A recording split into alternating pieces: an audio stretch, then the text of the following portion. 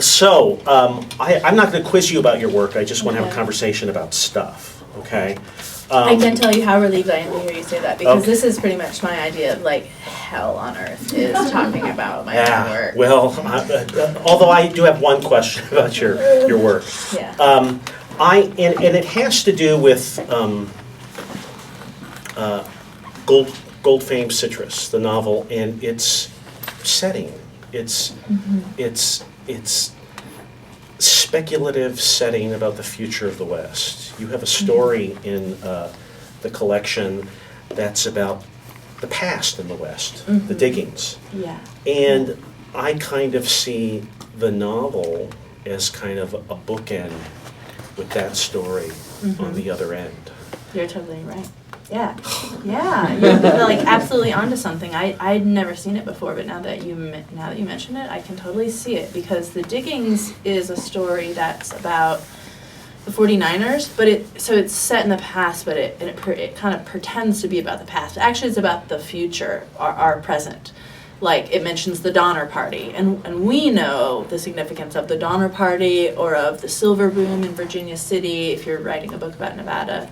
It all has all these like winky gestures towards our time. And then Gold Fame Citrus is supposedly set in some unspecified future, because I mean, I was so uninterested in the future, I couldn't even bother saying when it was. Like, I don't care about the future, and I don't ever want to. I never read sci-fi or speculative work, ever. I don't know why I even wrote this book. It was totally bananas. Maybe I just got so afraid of the idea of the second book that I was just like, try to get as weird and interested as I could.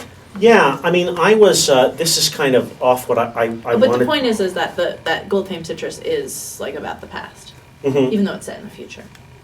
Like all of its references are to the 18th century. Well, one of the notions of speculative fiction and science fiction, something that I don't know where I picked it up, is that any story that is told about the future is always about us now. Yeah. Uh-huh. Because it isn't. Yeah, that's one of those like nuggets, right? Yeah. Yeah. That's my nugget. So you said that with the second book you kind of went bananas. Was it a purposeful bananas, or did it just? In other words, it's the second book. Right. And one of the impulses, and I can speak to this, that one has with the second book. I have a short story collection, and I'm still working on the novel. Is I wanted to break away from what I was doing in my stories somehow. And was that a purposeful impulse for you with the novel? Yeah. Yes, I mean purposeful and not purposeful. It was like overt and covert and like conscious and unconscious. Like I just felt so like, I don't know, I just don't like looking back at my work, and so I felt really over what I had done in Battleborn and not interested in it anymore. And I felt like there's so much I didn't do in Battleborn. So I felt basically like Battleborn was a failure, and I could correct its failures in my second book, which then had its own failures, so I'm trying to do that now. But that's... Doesn't that always, I mean... It's always about the next thing, kind of. Which is, it makes this is such an obvious thing, but I'm not very smart. I just went to public schools, land-grant public universities such as this fine school, and I did not make the most of it, as I'm sure all of you are. But I don't know. It took me a long time to figure out that writing and publishing are really different things. I thought that they were the same thing. If you're a writer, you publish. And if you're publishing, then you're a writer. But they're not. They have almost nothing to do. They have pretty much nothing to do with each other. They're just connected by this strand of academia for me. Like, I have to publish to keep my job.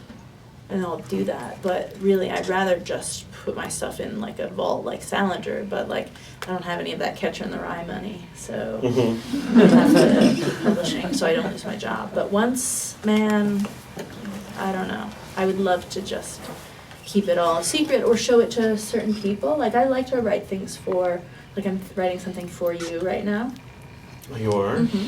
Oh, Yeah. okay. My students and I last night made this collage, and I'm writing one of the erasure poems that we made for the collage. Stuff like that. I want to, yeah. So that's what I'm feeling right now, is just like very anti-authority, but I'm my own authority figure, so I don't want to do anything that I did in Gold Flame Citrus or Battleborn. So now I have to try to figure out, like we were talking about the avant-garde, you know.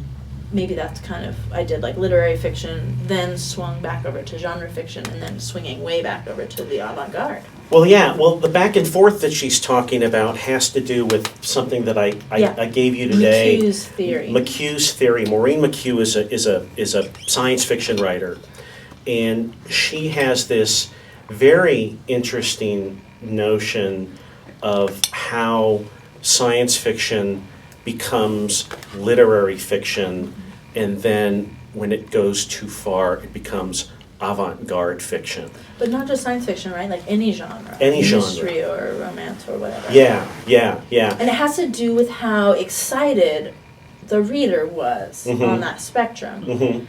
So in the genre fiction, there was no, in quotes, which I thought was so interesting, no surprise, no excitement. Yeah.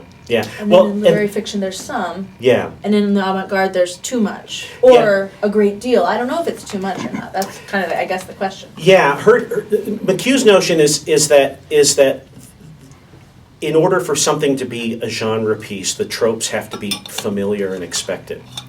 And so the reason no excitement is in quotes is because there's lots of work that thrives as genre fiction that people want to read, and one of the requirements, according to McHugh, is that it maintains its familiarity. You know what's going to happen, how it's going to happen. Yeah. The move into literary fiction is when the tropes become less familiar, and the reader goes, "Huh, this is interesting," and the reader gets, in her words, excited. And then the move to avant-garde fiction is when the reader gets too excited. When the tropes change too much. But for McHugh, the sweet spot is literary fiction, right? I think that is weak on her part. That's the only real. I haven't read the whole piece. I've just seen the spectrum.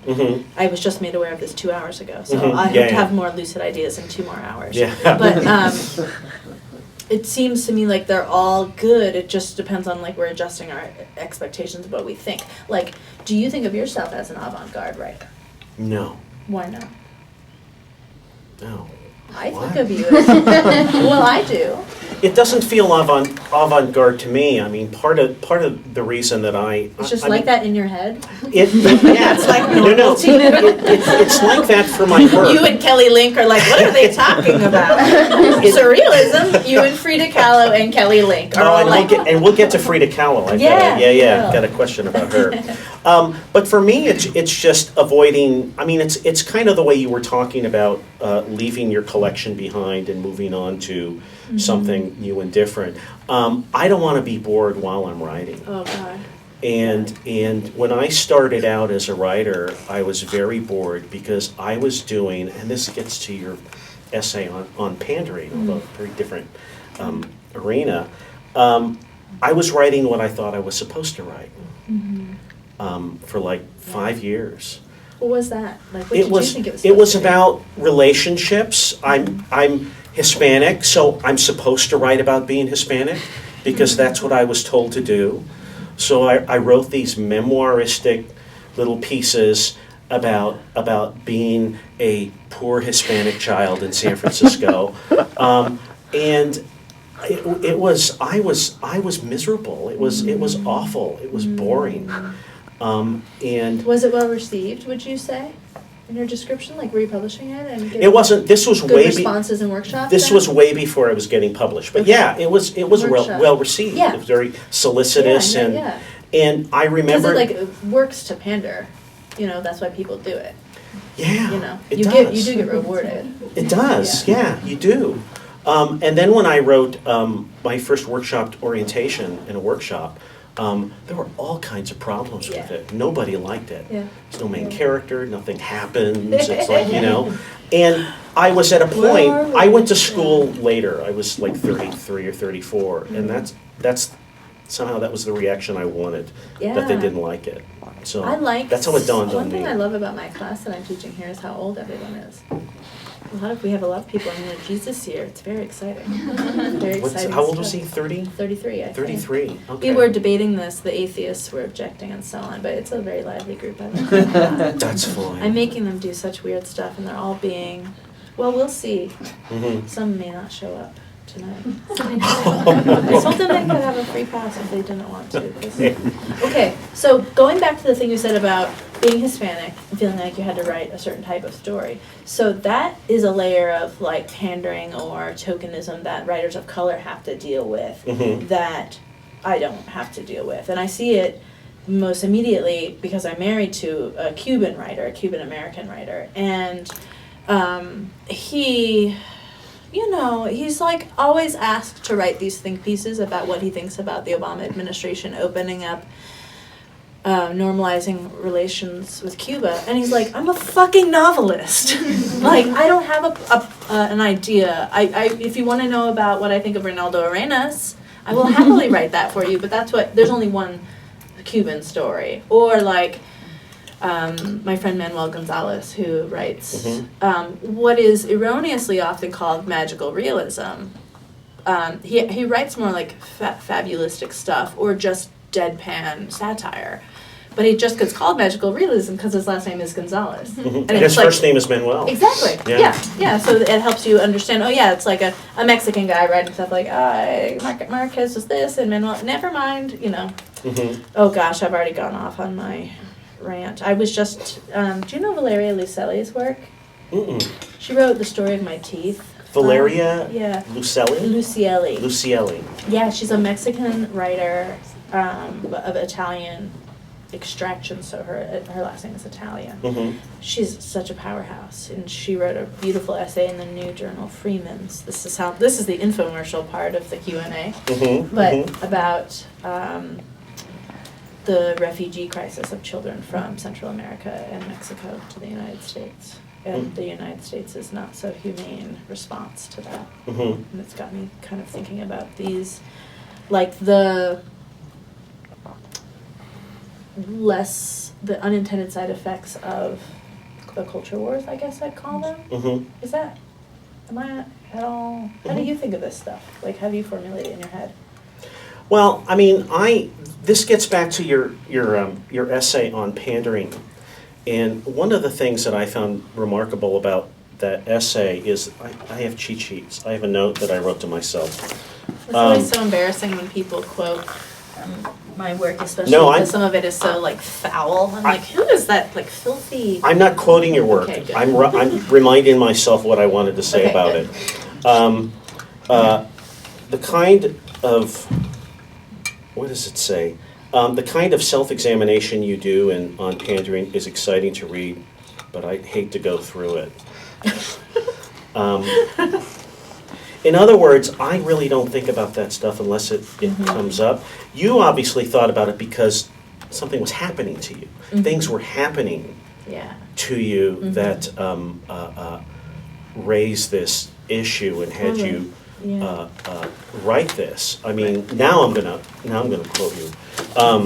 You wrote, and I'm paraphrasing, that Battleborn is for the white male literary establishment, and you thought you were writing it for yourself.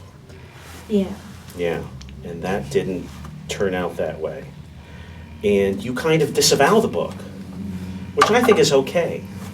I mean, well, it's a great book, but I think it's okay to leave stuff behind and move on and let it, in a sense, when you write a book, you're done with it. Exactly. Anyway. And by the time it even came out, I mean, when I got my book contract for Battleborn, it was 2 years before it was even published. So I was already almost finished with Gold Fame Citrus. So I was like almost 2 books away. I got the book contract for Battleborn when I was like 23, I guess. And so it's not just any 2 years, it's from age 23 to 25. Like, you change a lot. you know? Also, I wrote Battleborn right after my mom had just died. So there's like the difference between year 1 of grief and year 3 or year 5 of grief. So like I'm just a really different person than the person who wrote that book. The way I think of it is this. I have this tattoo on my hand, my daughter's name, Esme, and it's in my husband's handwriting, and it's my favorite tattoo. And I have another tattoo on my back that's a flower. I got it when I was 18 in Las Vegas. And it's what you might colloquially describe as a tramp stamp. It's not my favorite tattoo, you know? But, like, that's where I was when I was 18. I was in Las Vegas. My body was, like, made to be looked at by men, and that's what those men wanted, and that's what I was reading the culture, hearing the culture. I mean, I was a writer even then. I just did different things with the observations I made, you know, because I was 18, and because my mom was a suicidal alcoholic, and my dad was a gambling construction worker. You know, it's like that's where I was. So to say it's a bad tattoo totally misses the purpose. I wish I had gotten a bad in on Pandering. This is all kind of marinated later.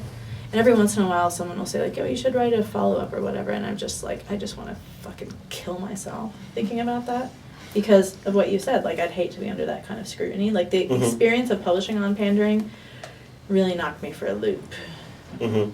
Because like I got hate mail within like 20 minutes of it going up online. Like there are writers. You got a lot of mail. You got love mail too, but. True, but you know. But you got, those aren't the loud voices in your head. Those aren't the ones I read. I read the ones that, And I don't read the comments. I don't go on any of that shit. Like I'm sane, but I would get like printed out hate mail. Like dude went to the library and printed out and sent it to my university mailbox, and then there it's like,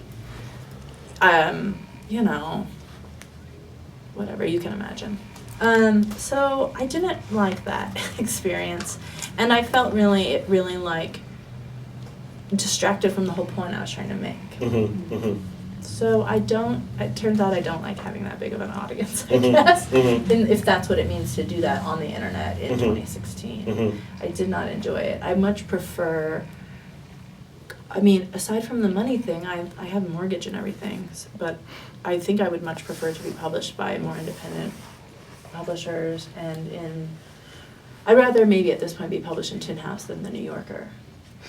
Because the audience is different and more sophisticated in more independent arenas. So maybe the theoretical follow-up to On Pandering, which you're not going to write, might be like Not Pandering Anymore.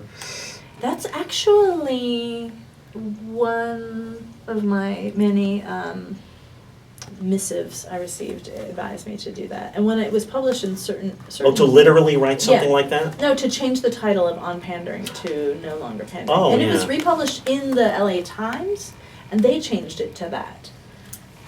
Ugh. People change titles. Yeah. You know what they'll say? They're They'll be like, yours. they'll say, have you ever thought of changing the title? Like, no, I fucking titled it the very first thing that popped into my mind. Like, I thought of 0 other options. That was the first thing that came to me, and I didn't know you were allowed to think of multiple titles. Like, I just think it's what editors do when they want to make a big impact on a piece and not do a lot of work. And then there's the whole clickbaity layer to it. I mean, I don't know how many times I've had to say, like, I will do this interview just so long. All I ask, you can do whatever you want. You can come to my house. But all I ask is that you don't have the title be, like, daughter of the Manson family does blah, blah. Like, just don't put the word Manson in the headline. And, no, it never gets respected, ever. Oh my God, I'm just such a fucking downer. I can hear myself. No. Well, I'm going to leave On Pandering behind, but I want to ask you, who are you?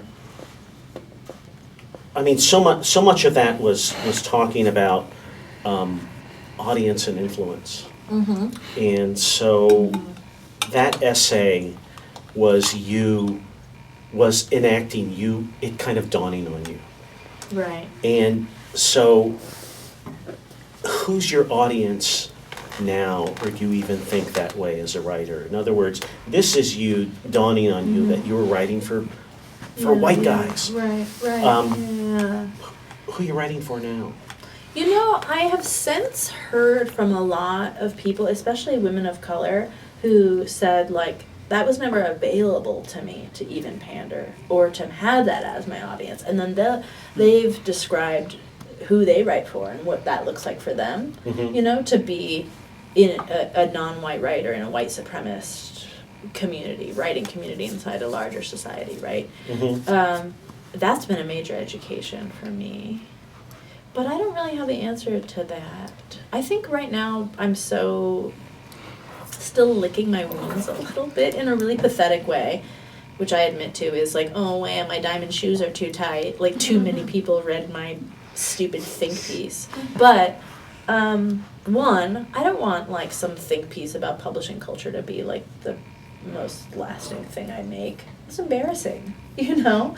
Even though I like that piece. Now here I am disowning the piece about disowning my work. No, I don't think you, I mean. It's just so knee-jerk for me. It sounds like if that were the only thing you wrote, then it would be embarrassing, but it's not. Right. That's kind of what gets you to push it back and move on. Yeah, Because so it's all about moving to on. those contrarian, I think of them as like patricidal impulses or matricidal impulses. So I'm an orphan. Like my dad died when I was 6 and my mom died when I was 22. So for all my like young adult, I'm 32 now. So for the last 10 years, and that's when I really started writing. My mom died, like I said, like 2 months before I went and started my MFA. So, I don't really do well with like authority figures. And like I've been on my own a lot, and I had a really fucked up childhood in terms of like my parents were addicts and my house was a mess, but I was like this type A nerdy reader, like gonna get to college, gunner, like a 11-year-old gunner, you know? And so I just don't really, I'm very skeptical. I don't want to meet my heroes, you know? Like Joy Williams. I would not want to meet her because they can only like let you down.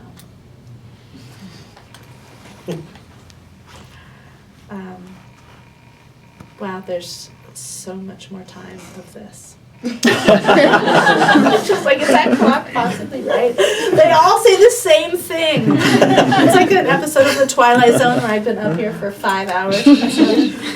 22 minutes have gone by. I can ask you something else if you want. Okay. Okay. Can we take questions eventually? Yes, we will. Okay. We will. In about 15 minutes, we're going to start taking questions. So Okay. you're stuck with me for 15 minutes. Do we have an intermission? No. No.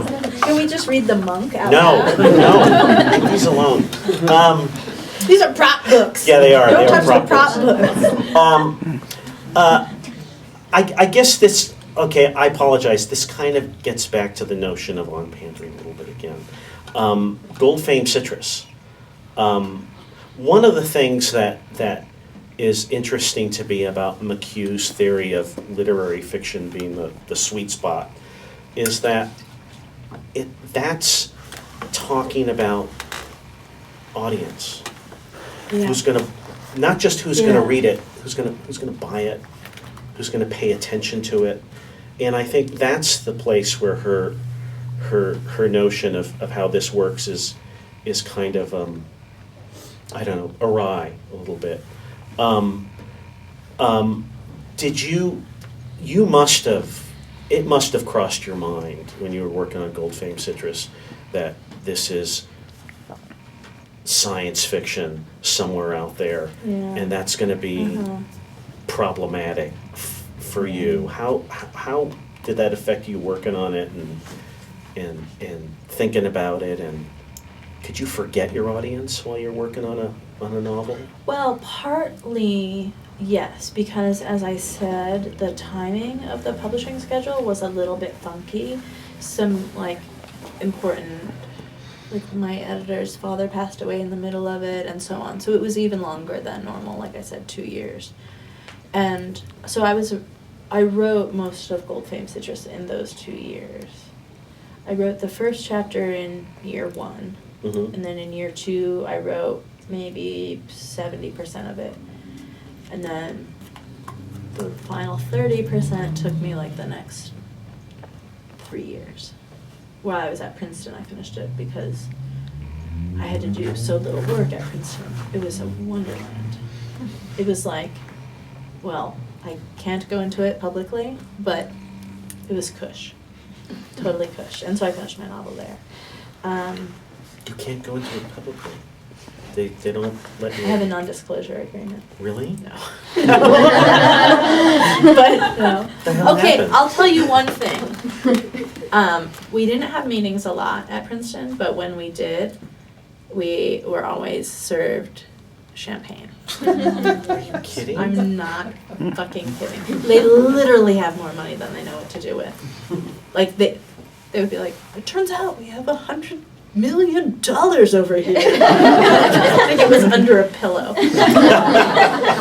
They lost it and they found it again. I loved it there so much. I wish I could have taught there, but I can't live on the East Coast. They wanted you to write, is why it was so comfortable. I would Yeah. imagine, but Yeah. No, Yeah. they want you to write and they want you to have a more like, what's the word? Like an apprentice relationship with your students, you know? apprentice, Like you're fired. mentor, although No. that's kind of loaded now. I know. With your essay. Right? Well, this gets to another question. We'll leave the novel behind for a second. You can't live on the East Coast. No. I can't either. I'll die. if You I live. you live right next to the East Coast, though. You live on the next best thing to the East Coast, which is the Midwest. You live in I live Michigan. in Ann Arbor, Michigan. And My daughter was taught a song by our nanny, which is so dark. The scenario wherein she would need this song. The song is her address, and it's for if she is ever kidnapped or lost, she's supposed to find a police officer and sing her address. My name is Esme Ophelia Palacio. This is my address. And at the end, she's supposed to sing, help me. I'm like, this nanny, she's like, show mommy your song. I'm like, what the fuck have you been doing? Like, we pay you $8 an hour. You've just been keeping her in a basement or something, chained to a radiator. she is saving your daughter's life, is what she's doing. I was like, you're a professional. I guess you know what you're doing. I'm not going to tell you how to do your job. You don't tell me how to do my job, you know? So when she comes over and I'm like in the hammock sleeping with a book on my chest, and she's like, are you working? Yes, this is part of it. Oh, yeah. We're always working. I'm always working. Doing nothing. We're always working. Where do we go on Michigan. that? Michigan. Yes,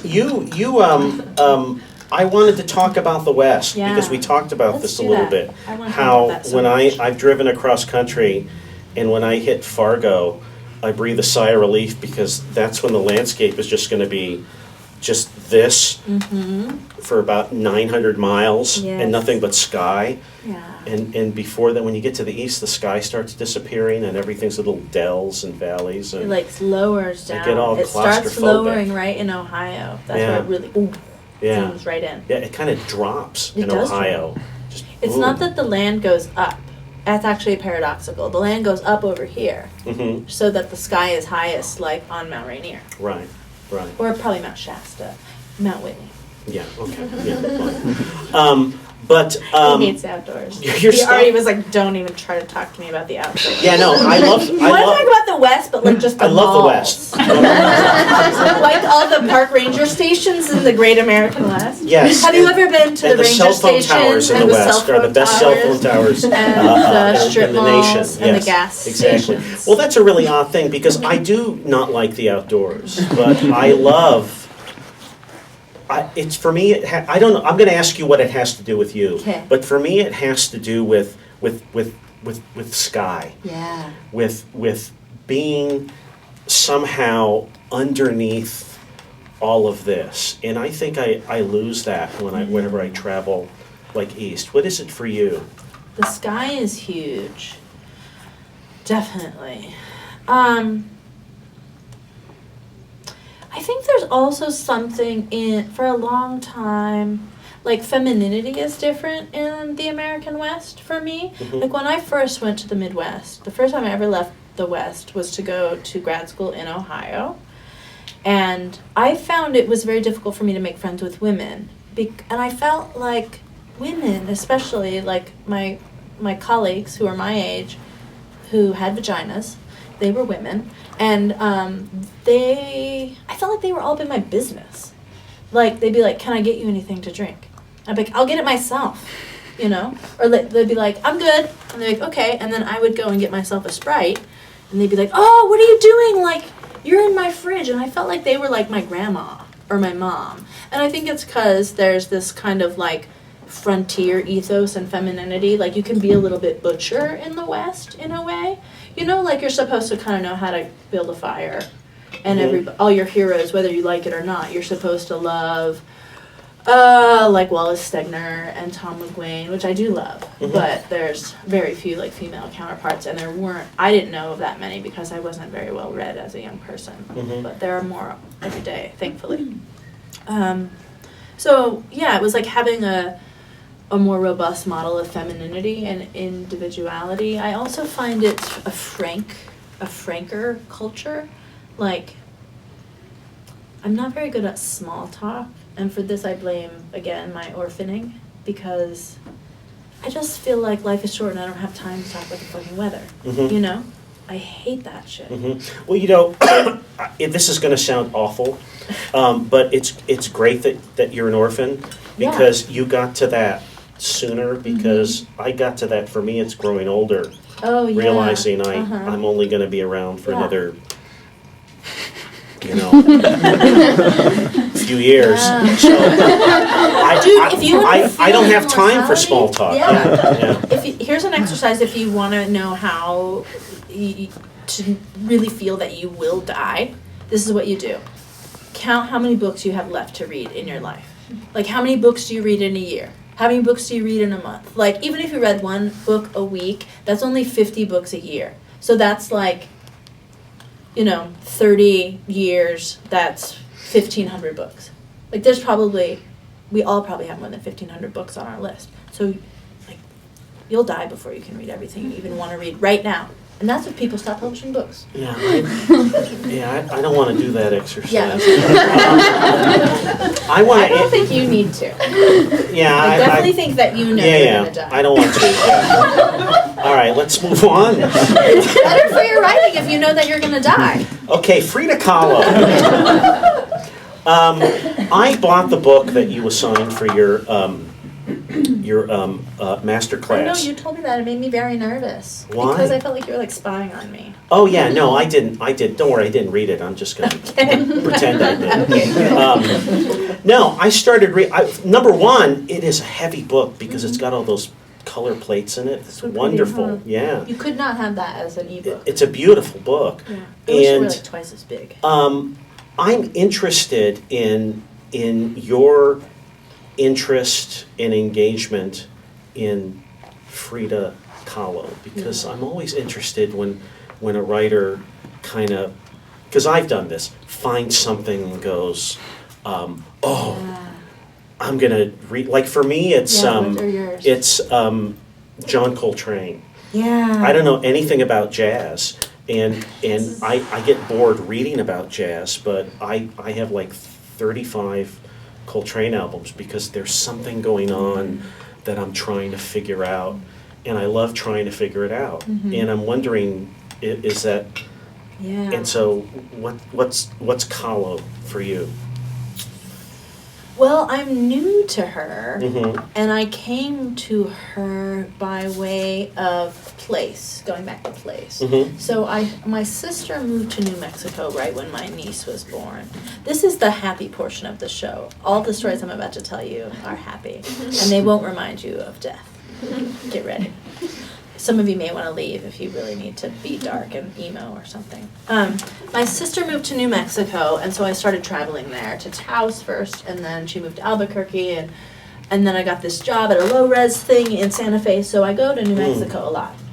And it's like one of my, it's funny, I have like this allergy to New Age isms, and yet I also simultaneously believe in them, like, obviously, like, look at me, But, so, in New Mexico, my grandmother, who's a big turquoise wearer, she said, when you go to New Mexico, look out for turquoise for me. And so I started going to shops.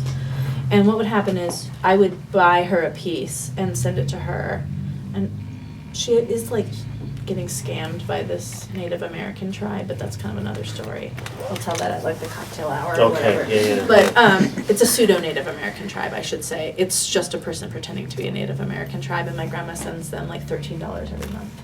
Anyway, in addition to that, she collects turquoise, and I was sending her turquoise, and she would send me her discarded turquoise. So these are all from that. So I started wearing them, and this is about the time that we think she might not like be with us much longer. So I started wearing the turquoise, and people would say, "Oh, you must be really being Frida Kahlo," and I was like, probably because I live in Michigan, and so they're reading the Southwest symbols a little bit off, right? Mm-hmm. But that's like their version of it. Like they think that because I grew up in Nevada, that I know how to ride a horse. In fact, sometimes I tell my colleagues at the University of Michigan that in college at the University of Nevada that we all rode to school on our horses, and that we tied them up outside the buildings, and they'll say like, "Oh, what did the horses do in the heat?" We didn't ride our horses. I graduated in 2007, you Philistine. Anyway. Edit that out, okay, Jason? All right. Yeah, so turquoise to Frida Kahlo. Then I of course I was like familiar with her work, and it's really, her images are really popular. But then I read a few books about her. I read the big biography by Hoera, and then I read the diaries, which it turns out my agent worked on when she was a young agent. Mm-hmm. So it kind of like, again, my new age, like, cosmic circle is closed or whatever. And I think it was about pain. So Frida Kahlo's life is a lot like my mom's life, in a strange way. Particularly the end of her life, like being an opiate addict. So being chronically ill. So it starts early with like rape and being chronically ill, being in a bad accident. My mom had Lyme disease. Frida Kahlo had, probably, we don't really know, but probably like MS or she had polio when she was a kid, and then she had spina bifida maybe. Yeah. Yeah. So it just like the more I read about her, I just thought like I was understanding my mom better and my family better and then at the same time I started just kind of like dressing like her, like a weirdo, and walking around town and going on walks. I mean, I started gardening. My mom was a huge gardener. I started gardening and growing flowers and making crowns out of them for my friends who would come to visit. And it's just sort of like part of my costume that helps me get out of the house when I'm depressed, which is another big like influence these days. And Frida Kahlo, the way she dealt with depression, and Diego's success. And I'm married to a writer too. Not like we're Frida and Diego, for God's sake. No. I don't think I could take that. But anyway, I just am fascinated, and I think that of her, like her artistic approach, like resisting the label of surrealism, makes total sense to me. She really embraced like her indigenous Mexican heritage, although she was sort of, I guess if you were doing some sort of a blood quantum, she was much more European. But she identified with an exalted indigenous population in Mexico, which was very ahead of her time. And she has this whole sort of affair with Trotsky and the Communist Party thing, which is kind of, I can take it or leave it, I'm not interested in that respect, although I'm getting more like communistic and politically radical these days. Are you? Or are you getting fatigued and checking out? What's happening? About what? Politics.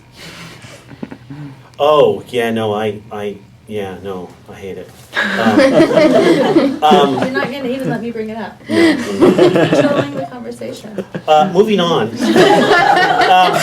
You should moderate the debate.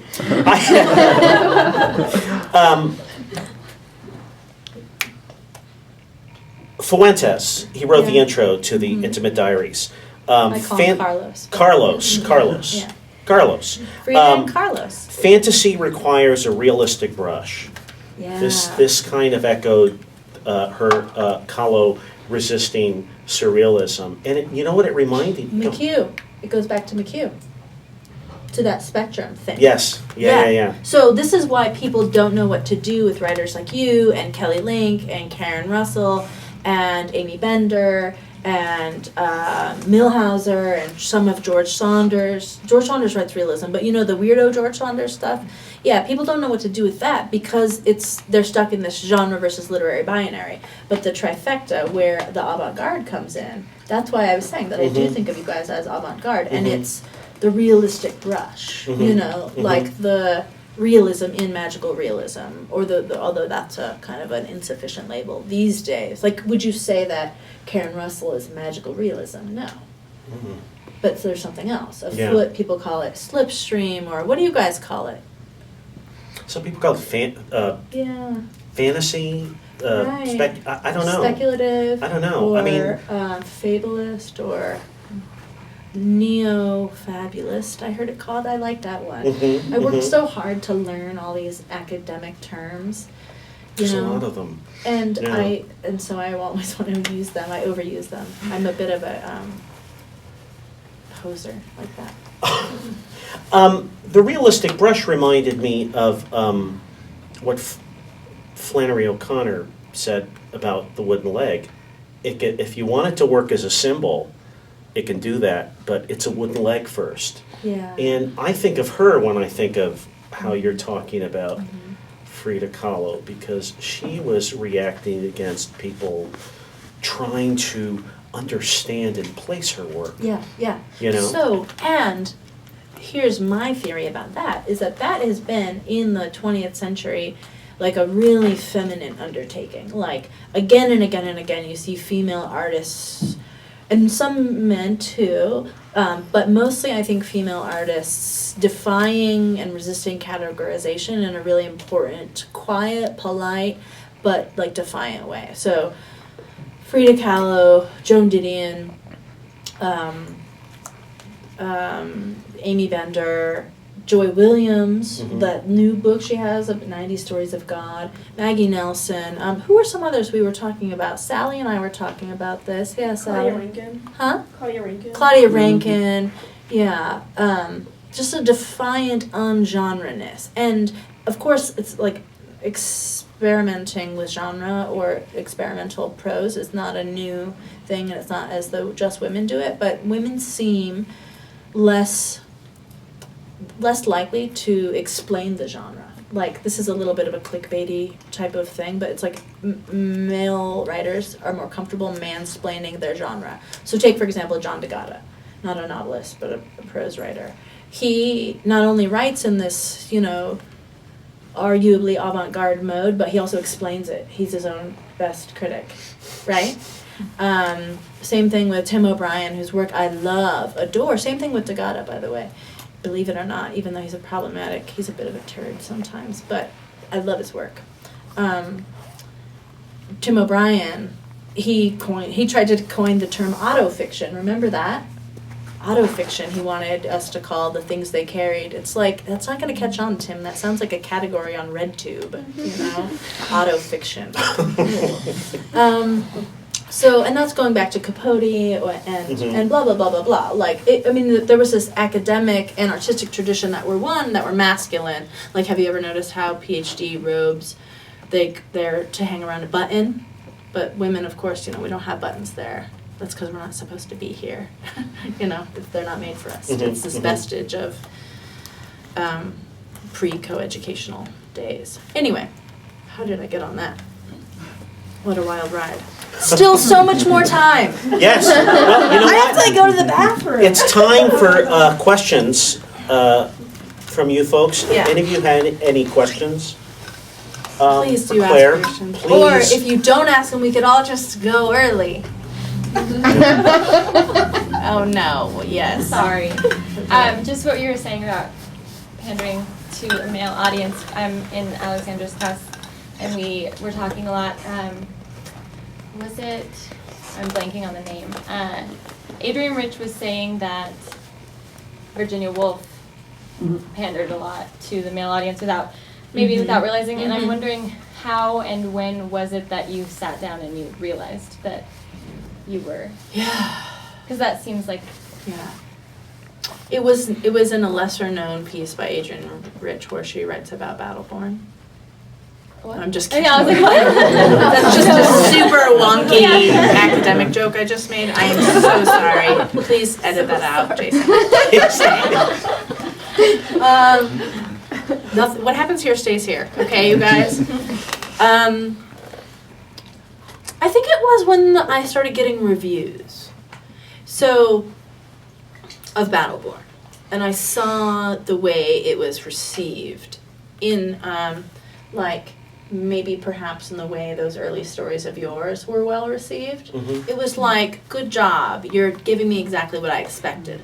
Like they'd say yeah, this is the American West that wants to kill you, or whatever. And I'd be like, it doesn't want to kill you. It just doesn't care if you live or die, you know? That's an important distinction for me. Or they would say, this book is about a wasteland. And I don't use that word. That's not part of my worldview. And if I wrote a book that could be interpreted that way so often, a few, but it was like, but then again, this is kind of a question about reviewing culture in America right now. It's very disillusioning. I almost don't even want to tell you, but okay. I just thought it was interesting since Rich noticed Virginia Woolf doing it too, so it's kind of in this historical context as well. I think everybody's probably done it. That's so worth being reminded of. Thank you. And I think it's important to note too that feminism, unlike other, arguably, this is kind of half-baked, so forgive me, but feminism, unlike other isms and ideologies, it seems to repeat itself we say a lot of what the suffragettes said, but while also growing. So we have things like intersectionality, right? But that's because, there's honestly still so much work, still so much of what the suffragettes were saying still needs to happen, right? In return, suffragettes and abolitionists. Suffragettes were abolitionists, So, gosh, I just drove through Seneca Falls with my kid. I was going to see my in-laws, and I wanted to see where the Seneca Falls Declaration was signed. I didn't look thoroughly, so I'm probably being cheap, but there's a literal pile of trash in Seneca Falls, New York, and that's the town, Anyway, I'll go on that later at the cocktail hour about why we haven't made a memorial for women's history in this country, in addition to a slavery museum, or the way we remember as a country is FUCKED,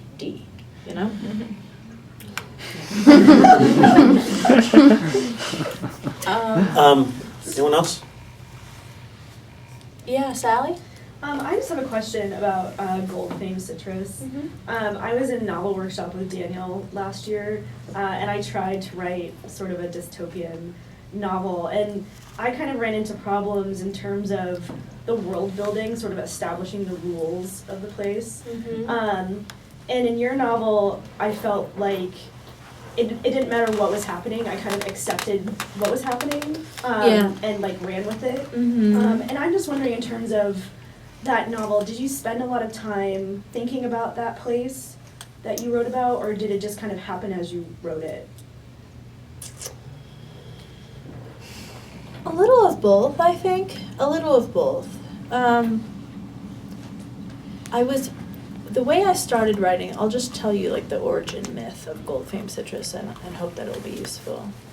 I think it will be. I started writing that book because I had just finished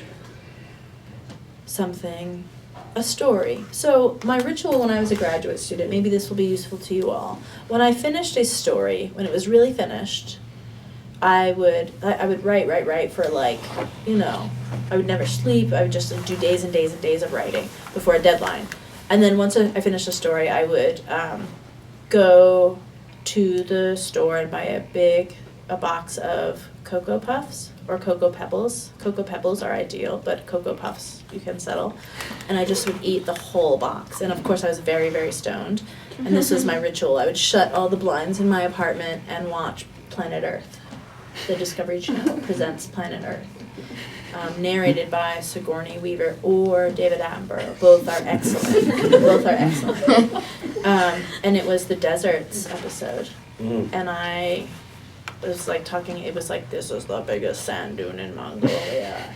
And I was like, oh yeah? Well, the American West is probably going to be the biggest sand dune ever. And I was like, oh, by Jove, I think I've got it, you know? And for a straight year, people would be like this, like, Claire, what are you working on? I'd be like, I'm writing a novel. What's it about? A sand dune.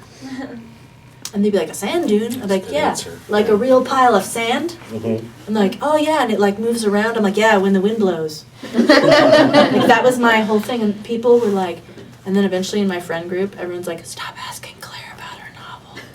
Like she's lost it. She's like done, you know? She's gonna Harper Lee this shit and it's over. But no, they were wrong. So I sent when I got my letter from the Guggenheim Foundation, I sent a copy of it to my friend who makes the most fun of me for my novel. He called it, his working title, which was actually my working title because I didn't have a title for a long time, was Sandalanche with an exclamation point, which it would have remained until Karen Russell published Swamplandia, exclamation point. And I was like, fuck! And I actually really wanted to hate Karen because of that, but of course she's so nice. I'd love to meet her. I've never met her. She'd love you. We should matchmake you. All right. I mean, friend-wise. I'll send you a friend date. Any other questions? By the way, I think your advice for writers was to get stoned and get the munchies. At a certain point in your career, you need different things at different places. So what you all probably need is like work your ass off and get serious and don't be fucking drinking and cavorting all night. After you finish your first book, yeah, you might need to unwind a little. Yes, you might. After you finish your second book and you want to go all avant-garde, you can go to Idaho and make flower crowns with your students. Oh, okay, yeah. Any other questions? Yeah, Caitlin? Yeah, what are you thinking about writing right now? What's your process, your thoughts? I knew you were going to ask that, so I brought something and I'll just read it and I won't even talk about it because I don't want to, okay? Oh, wow, great. It's like so millennial, huh? The millennials are like, yeah, right, we would have it on our phones. Okay. I was listening to Nelly back in my apartment when I was getting dressed, so I hope no Nelly pops up here.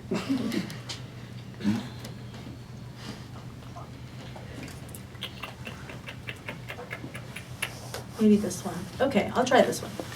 So this is a little like short thing. It's called My Problem. My problem is I can't figure out how sorry to be for the way I've been. I'm either a little sorry, very sorry, or not at all sorry. My problem is some nights I come in late and forget to lock the door behind me. Some nights I leave the porch light on. Some nights I have been touching my knee to another's beneath a table. My problem is I spend a great deal of my time curating warm, inviting workspaces that I do not then use. My problem is I'm always moving my desk from one room to another, always rearranging the furniture, then walking into it in the night, always taking over the kitchen table.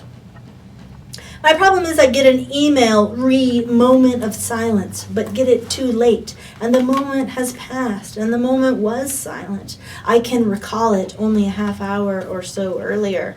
But while the moment was silent in that I was alone, working, and silent, I did not, I don't think, use the moment to consider those we've lost, their sacrifices, nor the losses and sacrifices of their families, as instructed in the email.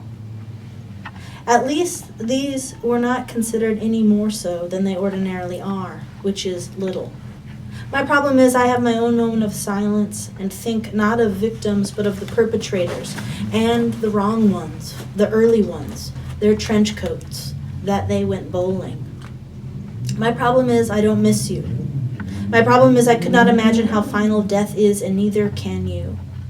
My problem is I have the job she never got to have and the education she never got to have, and I'm intimidating and not as nurturing as anyone thought I would be or should be. My problem is I didn't convert. My problem is I'm all set. We're almost done. My problem was born in Las Vegas at the University Medical Center on April 28, 1957. My problem was almost 50. My problem taught me to drive stick shift to buy 2 boxes of dye, for we had the same thick hair. My problem taught me the names of all my body parts and that I decided who could and could not touch them.